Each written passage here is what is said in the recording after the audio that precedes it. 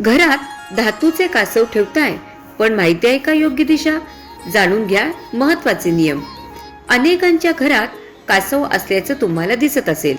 अनेक जण घरात धातूचा कासव देखील ठेवतात, पण कासव ठेवण्याची योग्य दिशा कुणाला माहीत नसते. म्हणून घरात धातूचा कासव ठेवण्यापूर्वी महत्वाचे नियम जाणून घ्या. हिंदू धर्म वास्तुशास्त्र आणि फेक शुईनुसार कासवाला आनंद, शांती आणि अफाट समृद्धीचे प्रतीक मानले जाते. धार्मिक श्रद्धा आणि पौराणिक कथानुसार विश्वाचे पालन करता भगवान विष्णू यांनी समुद्र मंथनाच्या वेळी कच्छ म्हणजेच कासवाचे रूप धारण केले होते. म्हणून कासवाला फार महत्व आहे.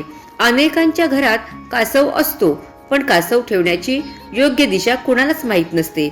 सर्वात महत्वाचं म्हणजे घरात किंवा कार्यालयात कासव ठेवल्याने आर्थिक अडचणी दूर होतात. ते सकारात्मक ऊर्जा देखील प्रसारित करते. मात्र धातूच्या कासवाचे फायदे तेव्हाच मिळू शकतात जेव्हा ते योग्य दिशेत आणि योग्य पद्धतीने ठेवले जाते. तर पाहूयात की धातूचे कासव घरात कोणत्या दिशेला ठेवावे आणि त्या संबंधीचे विशिष्ट नियम काय आहेत. घरात धातूचे कासव कसे लावावे? फेंग शुईनुसार जर तुम्हाला तुमच्या घरात पितळेचे किंवा अष्टधातूचे कासव ठेवायचे असेल तर त्याच्या खाली पाणी असणे गरजेचे आहे, कारण कासव हा पाण्यात राहणारा प्राणी आहे.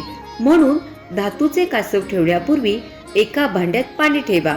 धातूचे कासव घरातील देवघरात ठेवा. कासव तुम्ही घराच्या हॉलमध्ये देखील ठेवू शकता. या ठिकाणी धातूचे कासव ठेवल्याने सकारात्मक ऊर्जेचा प्रवाह वाढतो आणि घरात सुख समृद्धी येते. धातूचे कासव कोणत्या दिशेला ठेवावे?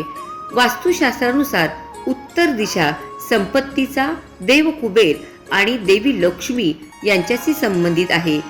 या दिशेस कासव ठेवल्याने घरात पैशाचा ओघ वाढतो, बँक बॅलन्स वाढतो.